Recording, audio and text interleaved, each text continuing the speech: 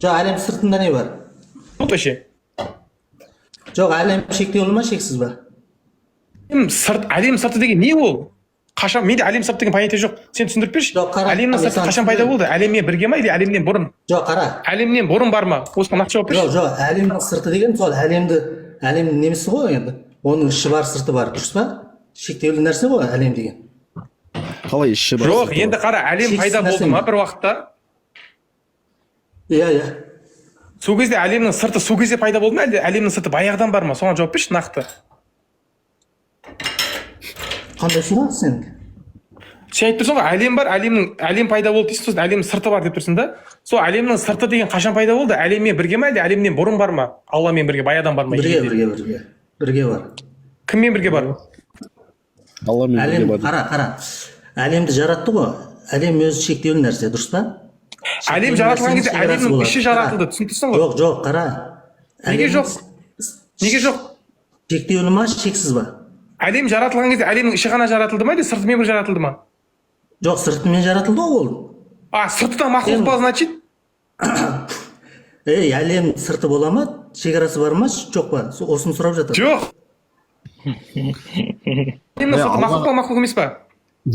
Жоқ. Әлемнің сырты шекарасы бар ма, жоқ па? Жоқ, шексіз ба? Жоқ, жауап берші нақты. Әлемнің сырты мақұлық па, мақұлық емес па? Жоқ, әлемнің сырты мақұлық емес. Значит, вообще жоқ нәрсе, иә? Иә. Онда сен ешнәрсе жоқ нәрсені сырт деп, ешнәрсе жоқ нәрсеге сырты деп айтып тұрсың онда? Енді әлем шектеулі ғой. Жоқ нәрсеге бір нәрсе атала ма? Жоқ нәрсеге бір нәрсе атау қойып тұрсың да сен сырты деп. Ол либо бар болу керек, либо жоқ болу керек. Жоқ болса ат қойылмау керек. Жоқ, мен әлем тұрғысынан айтып жатырмын ғой. Әлемнің шектеуі бар, шекарасы бар. Жоқ, шекарасын түсініп тұрмын. Шекарадан кейін айтып тұрсың ғой сен. Ол не ол вообще? Түсіндіріп айтып берші. Ол не ол? Мақұлық па, мақұлық емес па? Жоқ, ешнәрсе жоқ. Адам ешнәрсе жоқ, иә? Жаратылыс жоқ. Жоқ, вообще ешнәрсе жоқ па? Иә, ешқандай жаратылыс жоқ. Жоқ, вообще ешнәрсе жоқ па, жоқ емес па? Жоқ нәрсеге бір атау қоя аламыз ба біз? Қоя аламыз, ешнәрсе жоқ деген сөз. Енді сен сырты деп ат қойып тұрсың ғой, жоқ деген түсінікті. Бірақ неге жоқ нәрсеге сырты деп тұрсың? Әлемнің сырты деп тұрмын, әлемге тиісті айтып тұрмын. Енді әлемнің сырты деген бір белгі бір нәрсе ма, әлде жоқ нәрсе ма? Әлемнің сырты бар ғой енді. Сырты бар. Бар нәрсе ма ол? Сыртың бар ма? Ол бар нәрсе ма? Жоқ, сенің шекараң бар ма сен? Жоқ, тоқта, бар нәрсе ма, бар емес па? Жоқ, сенің шекараң бар ма? Сен екі сөйледің, біресе жоқ дедің, біресе бар дедің, қайсысы? Жоқ, шекара тұрғысынан айтып жатырмын да, сен шекараң бар ма? Әлемнің сырты бар нәрсе ма, жоқ нәрсе ма? Анық жауап берші. Шексіз ұзындықсыңдар.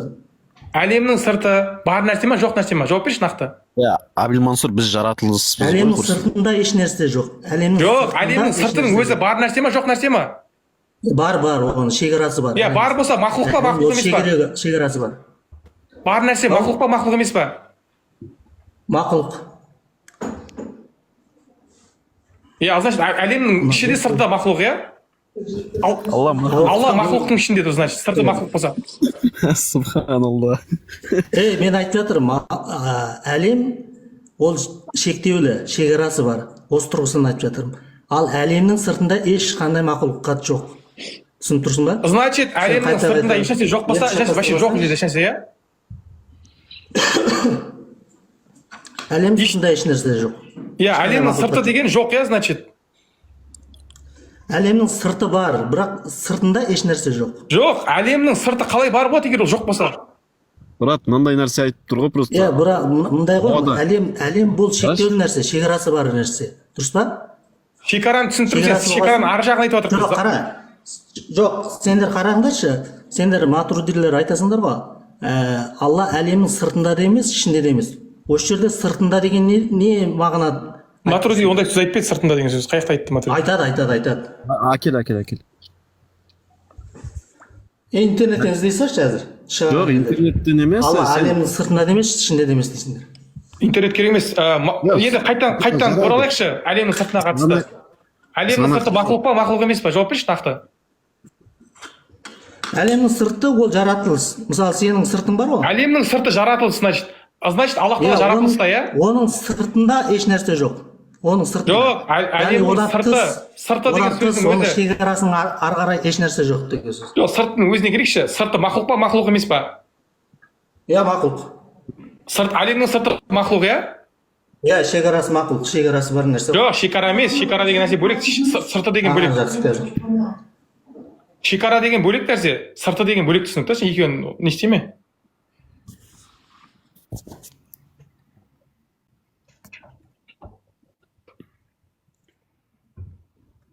Әлемнің сырты жоқ деген, әлемнің сыртында кеңістік жоқ дейтін нәрсе.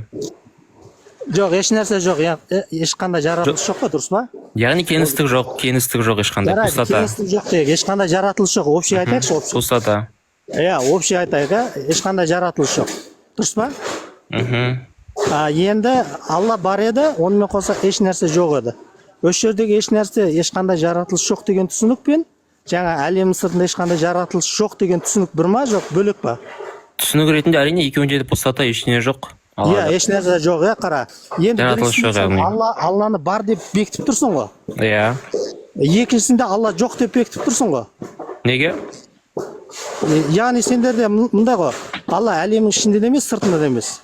Мен басында айттым ғой, сыртында кеңістік жоқ деп айттым ғой. Жоқ, Алла жоқ деп тұрсың ғой. Жоқ, сенің ақидан бойынша Алла тағала кеңістіктен орын алатын болса, әрине, бірақ мен ақидамда ондай емес. Мен ақидам бойынша Алла еш нәрсе жоқ кезде бар еді. Жоқ, мен саған айтып отырмын ғой, Алланың әлемнің сырты жоқ деген, кеңістік жоқ деген нәрсе, кеңістік жоқ. Жарайды, кеңістік жоқ деп алайық енді. Иә. Яғни кеңістік жоқ кезде Алла бар еді. Иә, Алла бар еді. Енді әлемнен кеңістік жоқ. Иә, жоқ. Иә, бірақ Алла да жоқ, дұрыс па? Алла бар. Неге? Яғни Алла әлемнің түсінде ғой, иә? Жоқ, тоқта. Сен неге маған өзің айтып тұрсың, Алла жоқ деп неге айтып тұрсың? Мен кеңістік жоқ деп тұрсың, екеуінде де келісіп тұрмын ғой. Жоқ, өткен сендерде мындай сөз бар да, Алла әлемнің ішінде де емес, сыртында да емес. Жоқ, жалпы сыртында емес деген сөз, ол әлемнің сыртында Құдай жоқ деген сөз, дұрыс па? Жоқ, Құдай болып тұр ғой екеуінде де, бірақ екеуінде де кеңістік жоқ болып тұр. Құдай бар ғой, иә. Абу Мансұр, тоқта, мен саған сұрақ қоямын. Яғни аршының үстінде Құдай бар ғой, иә, дұрыс па? Абу Мансұр, субханалла, мен саған сұрақ қоямын. Мекен дейтін кеңістіктен орын алу ма анықтамасы, тарифі сол ма мекеннің? Мекен деген бір заттың екінші затқа несі, былай, қай тарапта тұрған. Жақсы, давай, енді маған сөйтіп определение, солай тариф берген кім? Ибн Таймия. Қайда, қандай кітабында? Мантық, жалпы адамзаттың мантығы бойынша сондай. Жоқ, тоқта, нақты айт. Ибн Таймия сондай тариф берді ма? Мен саған Ибн Таймиядан басқа тариф әкеп беремін мекенге қатысты. Не деп береді? Осы кеңістікке қатысты орын береді, қамтуға қатысты тариф береді ол. Бауырым, бір минут. Ол сен сияқты айтпайды. Бір заттың екінші затпен қарама қарсы болуы деп айтпайды. Бауырым, сығанақ ағаны көтеріп аламыз ба? Нақты болған. Өзі сөйлесіп тастасын ешкім өсем тұрады. Абу Мансұр, мен саған айтып отырмын. Нақты осы тарифті қандай кітаптан оқыдың? Молодец. Тоқта, Абу Мансұр, маған айт енді. Өтірікші болмасын, айт, қай кітапта келеді осындай тариф? Осындай мекенге анықтама қандай кітапта келеді? Ау? Ұмытып тұрмын мен, білмеді екен қазір. Жоқ, сен жаңа айттың ғой, Ибн Таймияның кітабында келіп, мантыққа қатысы бар адамдар бәрі солай айтады дедің ғой. Кім айтады олай? Сен сияқты тариф ешкім бермейді. Абул Мансұр, айтшы. Адамзаттың логикасы бойынша кеңістікте орын алуы мекен дейтін сол. Значит, сен айтсайын, чичо. Алла тағаланың әлем сыртында кеңістік деген жоқ деген келістің ба? Онда Алланың мекені жоқ. Потому что мекен тарифі сол кеңістіктен орын алу. Әлем жаратылмай тұрып та Алла тағала кеңістіктен орын алған жоқ па? Мекені болған жоқ па? Әлем жаратылғаннан кейін де орны жоқ оның. Мекен деген не? Тарихын айтшы, сен өзің айтшы. Кеңістіктен орын алуы. Ал кеңістіктің сыртында тұрушы. Кеңістік сол жаратылыстың өзі ғой, субханалла. Мынау коды ғой. Жоқ, жаратылыстың үстінде болу, ол орын алу емес па? Орын алу емес, орын алудың анықтамасы осы сол кеңістіктен орын алу. Сен, қара, Ақжол, сен айтып тұрсың да, Алла тағала жаратылыстардың үстінде бар деп тұрсың да? Мен айтқан жоқпын ғой. Жаңа айттың ғой, субханалла. Жоқ, мен ауызымнан Алла тағала жаратылыстардың үстінде деген сөз шыққан жоқ. Жоқ, бүйтіп айттың ғой, кеңістіктің үстінде жоқ. Жала жаппаш, той, кім? Жала жаппаш, кім, зачем? Мен саған айттым ғой. Абу Мансур. Мен саған айттым. Басынан қоямыз ба? Әлемнің Запискін жасап жоқ, Абу Мансур запись жасалынып тұр ғой, эфир жасалынады автоматически. Саған айттым ғой. маған жіберші, мен саған жіберемін. Әлемнің сыртында кеңістік жоқ деп айттым ба мен саған? Әлемнің сырты жоқ дегенде кеңістік жоқ деп айттым ба? Әлем сыртында ешқандай жаратылыс жоқ, кеңістікте де жоқ дедім. Жоқ, мен саған айтып отырмын ғой, мен сол айттым ба? Әлемнің сыртында кеңістік жоқ деген. Аха. Енді мекеннің анықтамасы сол кеңістікте болу ғой. Енді Алланың мекені бар болса, ол кеңістікте болу керек қой. Не үшін болу керек? Шарт ол? Енді сен өзің сондай тарифқа келісіп отырсың ғой, мекеннің тарифі сондай деп отырсың ғой.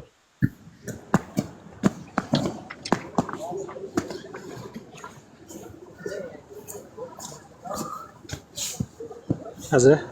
Сен өзің кеңістікте болу дегенге тарифқа келісіп отырсың да, неге ол кеңістікте болу шарт деп отырсың? Онда басқа тариф. Бір заттың, екінші заттың бір тарапта болу деген.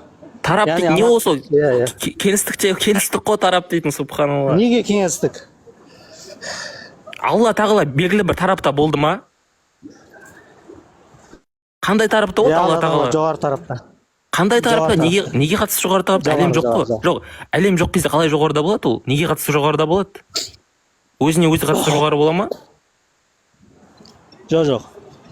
Алланың жоғары сипатын бекітесің ғой, әзәли. Жоқ, жоғары сипатын сен затымен бекітесің. Затымен, яғни бір заттың екінші заттың үстінде болады. Ол өзімен өзі жоғары болып тұрмайды ғой зат физикалық тұрғыда. Бірдемеге қатысты сен салыстырып тұрсың ғой. Енді жаратылыс жоқ кезде немен салыстырасың оның жоғарылығын? Ешқандай нәрсемен салыстырмайсың? Сен тарап бекітіп тұрсың ғой, өзің айттың ғой, тарапта болуы деп. Бір заттың екінші затқа қатысты тарапта болуы. Екінші затын жоқ қой сенің. Қайда екінші затын? Алланың болуы ғой, Алланың болуы. Жоқ, субханалла, сен мекенге өзің анықтама бердің ғой. Жоқ, Алланың бар болуы ғой. Сен субханалла, сен мекенге қатысты өзің айттың, бір заттың екінші затқа қатысты бір тарапта болуы. Енді Алла тағала мекені болу үшін екінші заты қайда жаңағы әлем жоқ кездегі? Жоқ, ол шарт па деймін да, ол шарт па деймін. Шарт болмаса онда тариф бермеші сен маған. Неге бермеймін? Енді сен онымен тұрып тұрған жоқсың ғой анықтамада. Анықтаманы қойып тұрсың осылай деп. Бірақ енді маған айтып тұрсың, ондай анықтама дұрыс емес деп айтып тұрсың. Ондай анықтама дұрыс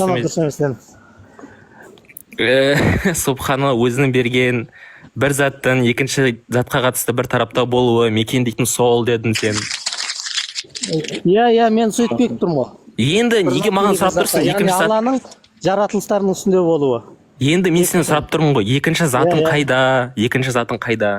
Бірінші зат Алла тағала, екінші зат не ол сен әлем жоқ кездегі? Әлем. Әлем жоқ қой. Әлем жоқ кезде ма? Жоқ болу ол шарт емес қой ол. Жоқ. Ол Алланың бар болуы, жоқ болу шарт емес қой. Бағыт деген. Алланың бар болуында емес әңгіме. Сен өзің айттың ғой, екінші затқа қатысты бір тарапта болуы, мекенге қатысты сөйлесіп отырық, біз мекен сипатына қатысты Алла тағаланың. Енді мекен сипаты деген жоқ қой енді. Жоқ, нені меңзейді дегенде? Мекен дейтін сипаты жоқ па? Алланың мекені жоқ па? Жоқ, мекен деген өзінше жеке сипат жоқ қой, дұрыс па? Жоқ, мекендік сипаты бар ма, жеке? Қалай жоқ? Біз мекен дегенде, біз нені меңзейміз? Алла аса жоғары дейміз ғой. Жоқ. Алланың мәртебесі сосын затымен биік. Жоқ, сен мекенді... Алланың әзәли сипаты ғой, жоғарылық, олу. Жоқ, тоқта, Абу Мансур, мен түсінбедім. Жоқ, сен өзің мекенге қатысты анықтама беріп қойдың, неге оны тұрып... Қара, мен саған түсіндіріп сен мекенге уже анықтама беріп қойдың ғой. Мекенге анықтама беріп қойдың, неге одан қашып жатсың енді? Анықтама беріп тұр, мен саған түсіндіріп жатырмын. Жоқ, сен анықтама вообще басқа ғой, сен өлу дейсің. Онда ол анықтама емес қой. Алланың аса жоғары болу, ол немен дегенде, ол затымен, ұлықтығымен, мәртебесімен. Жоқ, нақты Алланың мекені деген не? Ол мекендік жоғарылық дегенде осыны меңзейді. Жоқ, Алланың мекені деген не? Затының жоғарылығы. Жоқ, мекен деген определение сондай емес қой. Заттың жоғары болуы дейтін емес қой. Бір заттың екінші заттан жоғары болуы. Мен қазір бір заттан төмен тұрсам, мен мекенім болмай ма сонда? Болады. Онда мекен определениясы нақты тұрғыда жоғары болу емес. Кім шығарған ондайды? Неге шығармайды? Мысалы, Алланың астында да, үстінде де еш нәрсе жоқ дейді. Алла тағала өзіне бір қарақты теңеп бекітіп тұр да. сенің ойынша, короче, әлемнің бір яғни алла тағала оң қолы сол қолы деп айтады. Немесе алла өзінің жоқ, түсініп тұр оны. жағында сол Оны жағында түсініп мен тұр. бар деген сөз. Жоқ, сен маған айтсашы. Екінші Енді- тарап қайда болды? Мен екінші тарапқа жауап берген жоқсың. тарапты бекітіп тұр ғой. Тараптық мағынадағы сөздерді бекітіп тұр ғой. Мен соны айтып тұрмын. Жоқ, сен сұраққа жауап берген жоқсың ғой. Екінші тарап қайда? Әлем басталған кезде, жоқ болған кезде. Ол шартта деймін. Сен өзің определение ғой, шарт қойыпсың ғой, сондай бір заттың екінші қатысы тарапта болуы, бір заттың екінші қатысы бір тарапта болуы. Өзіне қатысты тараптық Абылмансыр, мағынадағы сөздер қолданып тұр ғой. негізі бірінші Бір позиция заттың екінші зат бар ол нәрсе деген зат. тарап, оны жоққа шығарамын десе, енді қалай мұсылман боласың? Нені? Мысалы, Алланың оң жағында деген сияқты. Алланың оң қолы, сол қолы деген сияқты. ой, мынау қаяққа кетіп қалды көрсін. Не басында келіскен нәрсеңе тұрып бермейсің, Мен Абылмансыр? түсінбедім. Не қашылады? Сен Алланың тарапы бар деп Мен жатсың. Иә, сені түсіндім. жалпы түсіндіріп жатырмын, жалпы. Жоқ, сен Алланың тарапы бар деп жатсың, мен түсіндім оны. Екінші зат қайда, ол салыстырмалы тұрғыда болатын. Сен өзің айттың ғой, мекен ол бір зат пен екінші затқа қатысты болатын тарап дедің. Бірінші затыңды түсіндік, Құдайыңды түсіндік. Екінші затың не ол сенің? Неге қатысты тараптағы орын алып тұр ол? Өз-өзіне. Егер тарап всегда болған болса, онда жаратылыс всегда болды ғой. Бір жаратылыс. Иә. Чтобы Алла тағала мекені болу үшін, чтобы бір орынды алып тұру үшін, бір екінші затқа қатысты бір тарапта болу үшін, Бұл ширк қой ауыз бетіне. екінші зат всегда болып тұрады, чтобы мекен деген анықтаманы тұрып беру үшін. Алланың оң тарапы бар ма, жоқ па? Минимум бір объект болу керек ол үшін кім? Жоқ, жаратылған деп тұрсың ба, Алланың оң қолы, сол қол деген жаратылыс деп тұрсың ба? Жаратылған ба, жаратылмаған ба? Сен ол үшін қаштың, қоя қойшы, кім Абылмансыр шыға беріп тұрсың. Жоқ, сендер жаратылыс деп тұрсыңдар ба, Алланың тарапы Қоя тұр, ол жаратылыс. үшін не, оң жақ, сол жаққа кетіп қалды. Тоқташы, Абылмансыр, мен саған қайталап сұрамын. Алланың оң қолы ол жаратылыс па? Жоқ. Өзінің әзәли сипаты ма, жаратылмаған. Яғни Алла өзінің оң жағында Жоқ, мен түсінбедім. сахихтың түсінігі бар ғой. Абылмансыр, сен жарайды, Алланың оң қолын бекітші, сен жарайды. Жаратылыс деп айтпаймын мен. Абылмансыр, Жарайды, бір сұрақ қойшы мен. Кім Ақжол отыр? Кім Абылмансыр Алланың оң қол, сол қол деп жатқан Алланың бөлігі ма сен үшін? Бағыт па? Қоймай қойдың оң қол, сол қол деп. бір бөлік сосын нені сұрашы? Там екінші зат па ол, или бір зат па? Алланың сипаттары туралы Аллаға қатысты бір затта бола ма? Бір зат пен екінші заттың анықтаманы әкелді да, енді Алланың қолы бар ғой, оң қолы бар ғой, ол сол қолы бар ғой деп әңгіме айтып отыр да. Біз екі затта келуіміз керек, чтобы тарап бекіту үшін. Негізі бірнеше зат болып кетті ғой, иә. Бір зат бола ма, оны бір заттың сипаттарын айтып отыр да бізге, ол оң қолын бекітші жарайды, ешкім ештеңе демейді. Бірақ біз бір затқа қатысып сөйлесіп отырмық, Алла тағалаға қатысты. Бізге екінші зат керек, чтобы тарап бекіту үшін өзінің анықтамасына сәйкес. Сипат бар ма негізі? Жақсы, ассалаумағалейкум. Ол оң қолға тәуел жасайды олар негізі. Өздері айтатын еді ғой негізі. Екі қол тең деген мағына беріледі деп. Жақсы, ассалаумағалейкум. Кету керек, брат жам. Ахи, тұра тұр, пауза. Ей, брат, менде фитнеста 8 дейді, просто бару керек. Болды, ахи, не, как всегда, не болып тұрсың ғой, на высоте. Әдемісі болды. Жақсы да. Қой, братча, жақсы. Сығанақ аға, получается, Алламен бірге бір зат болу керек болып тұр ғой, оның тарапы болатын болса. Тарап деген ол жисімге қатысты айтылатын дүние емес пе, жисімге ләзім? Мен дегенде чисто жисіммен жүреді ғой бірге. Жисімге Жоқ, қатысты Алла ләзім оң болған жағы деп сипат біледі емес да, пе ол? оң қолы деп. Сөзі жисім болды Алла тағала. Сендердің ойларыңша. Сенің түсінігіңде, иә, жисім ғой Алла. Жоқ, мен түсінген емес, сендер айтып отырсыңдар ғой, жисім болды. Жоқ, енді сен ондай сөз оң сол айтқан қол просто сен айтып отырсың да. Оң сол деп айтса, ол жисім деп. Яғни Алла қалай тағала өзіне қатысты оң сол деп қолданыпты да. Яғни сендердің ойынша ол Алла жисім. Дұрыс па? Қумашы, не деп кеттің, сен жала жауып кеттің ғой? Қумашы, Сен айтып отырсың ғой, оң сол деп бір тарап. Енді сен тарапқа қатысты сен алып келдің ғой сөзді. Жисім деп. Сен алып келдің ғой сол сөздерді. Енді саған сұрақ, Алланың оң қолы оң тарапта, сол қол сол тарапта деген келіп тұр ма?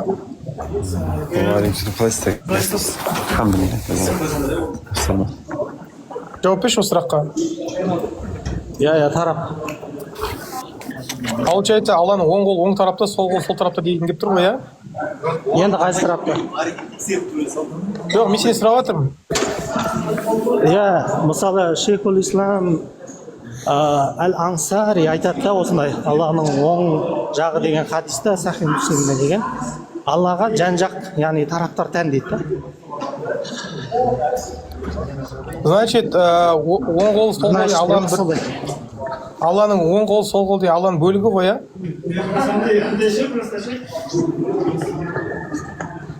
Сен не түсініп тұрсың? Жоқ, сұрап жатырмын сенен.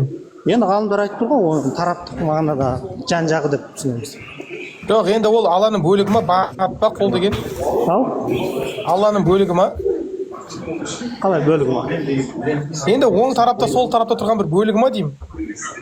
Қалай бөлігі деп айтайын? Енді тарапта тұру үшін бөлік болмай ма енді?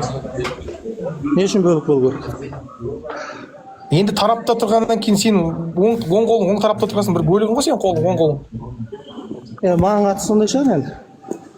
Енді Аллаға қатысты. Енді сен мен Құдайдың айырмашылығы жоқ қой, екеуінде тарап тұр, екеуінде мекен тұр. Енді сен сол ұқсатып тұрсың ба өзің оң тарапыңмен Алланың осындай тарапы? Жоқ, енді Алланың тарапы біздің сияқты тарап па, басқа тарап па сенікі? Енді тарап ол өзі не? Да, қол тарап Мари, дейсіз ба? одан кім шыға салатын шығарсың сен, Абылмансұр. Ұят болып жатыр. Мекеннен қолға секіріп кеткенің қалай кетті сен?